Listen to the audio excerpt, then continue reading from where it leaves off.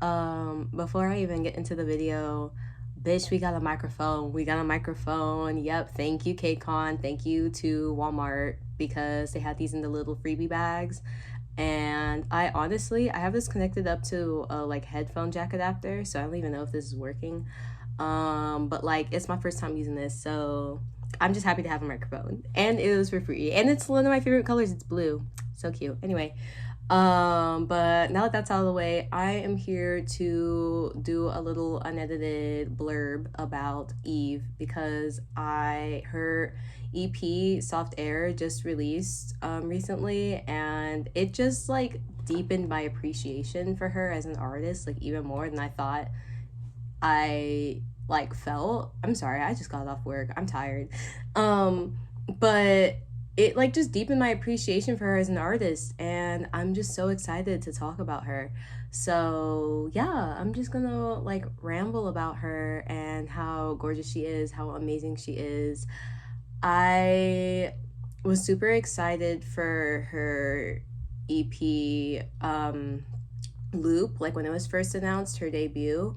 I was so excited. The photo direction, first off, was super fucking cool. I thought that she was super stylish. I always had a feeling that she could be a really good solo artist, but I didn't realize just like what sauce that she had. Like, I didn't realize how much she had in her until she debuted with Loop, which was such a banger. I freaking love Loop. Didn't love the little cherry verse, but you know, nothing's perfect. You know, we gotta take what we can get. And it was so good, and I was just like, it's only up from here. Like, I think that she has so much that she could do building off of the bones of that first EP. It was only 4 songs. I liked half of the songs off the EP, but I thought that she was super talented. She was so good at what she did, which was just being charismatic and fully realizing these like artistic ideas. And with her second EP, I did, it just kind of took those ideas and really just like kind of like complexified them. That's not a word, but she like took those ideas, instead of moving forward with them, she kind of like radiated outwards and made them like bigger concepts, if that makes sense. Like with the title track Viola, she did her big one with that one. I freaking love Viola. I didn't like it at first, or I guess I was just kind of like, oh, it's like, it's cool, it's okay, but I wasn't like my favorite like post Loona song. But nowadays, I stream that shit like once a day. I love Viola so much, and I think it's not only the music video, but the way that she takes the sonic ideas from Loop and like her first EP and kind of like electronicifies them, like makes them more glitchy, makes them more colorful. And I just really love I Did. It's a very cohesive EP as well, in my opinion. Love the virality that Dim got. My favorite song off the EP is Gone Girl. I think that's a great song. And yeah, I was just so excited because Viola was such a promising music video. I was like, oh, okay, she's going in like a more like hyperpop kind of indie kind of space. And I just thought that was so exciting. And then, well, one, we got White Cat, which kind of just took Viola and kind of expanded upon it. The nonsense lyrics, I honestly thought were really cool. And I also get in like K-pop for the nonsense lyrics. I'm like, if it's a genre that's not primarily based in English, then the English lyrics aren't gonna make sense. Like, they're not gonna be grammatically correct. And I also just think pop music in general doesn't have to be grammatically correct for it to be good. I don't understand why K-pop fans, I guess this is just like a general commentary on K-pop fans and their whole like, I don't even want to speak about the whole keep K-pop Korean thing, but that's another video for another day. But the whole, oh, the English lyrics don't make sense. I'm like, I mean, yeah, but like, do they have to? Like, it can be okay for English lyrics to not make sense, because English lyrics in like American pop songs don't make sense sometimes either. And so I wonder if maybe, I mean, you don't have to like the English lyrics. Like, with White Cat, and as I'm gonna get to Soap, like the lyrics do not make sense. Like that's not like, that doesn't sound like anything. Um like they don't, like, yeah, they're not like grammatically correct, and that's okay, I feel like. But yeah, I don't know. I feel like maybe stands, and I don't want to be like, oh, they're too sensitive. Oh, they don't like, nah. Like it is what it is. Like if you don't like it, you don't like it. Like whatever. I just wonder if maybe we could let go a little bit. Maybe like have a little more fun. That's how I feel about this whole thing. So yeah, White Cat released. It was more electronic. I had more of those like hyperpop, like glitchy kind of sounds. And then Eve collaborated with my freaking girl, Pink Pantheress. I literally, when I saw her name on the album spoiler, I was like, bitch, we won, literally. I was like, first of all, new Pink Pantheress in 2025, hallelujah. And then second of all, we get an Eve and Pink collaboration. Like, are you joking? Like, I was in lesbian heaven. I was so happy.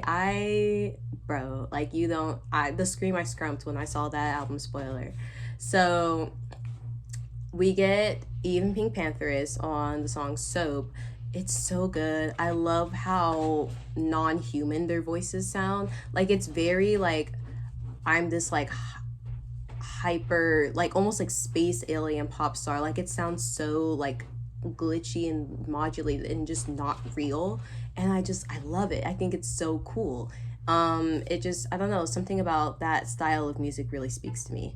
But I just generally enjoy hyperpop. I love Sophie. Like I've been a Charlie XCX stan. Sorry, spell it out, girl.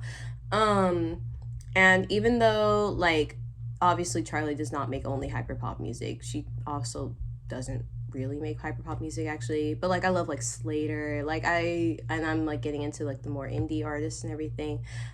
I have a lot of appreciation for like just weird production and like weird glitchy technology type sounds and like PC music in that whole realm. Like it's very dear to me.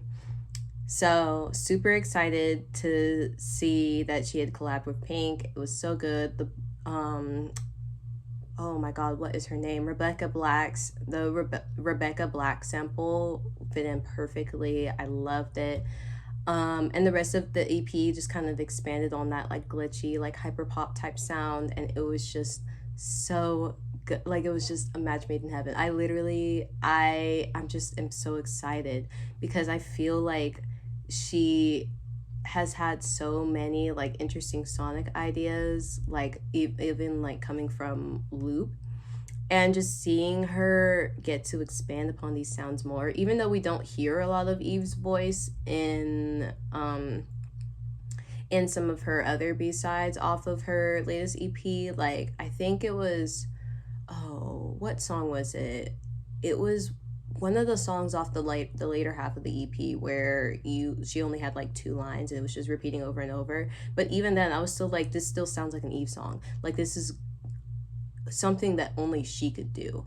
And every time she releases something else, I just get so excited because I'm like, no matter what, she's going to push boundaries. She's going to push herself to a new level of music, to a new level of artistry. And even regardless of if it's well received or not, regardless of any criticism, because there is valid criticism to be made for any artist, I just am excited to see this artist just like fully realizing their skills and everything, and like fully realizing the artistic vision they want to put out in the world. Like it's just so exciting to me. So super excited to see where Eve goes from here. I know that I don't know if she's already finished her tour, if she's wrapping it up right now, but her first tour was like a pretty good success from what I saw.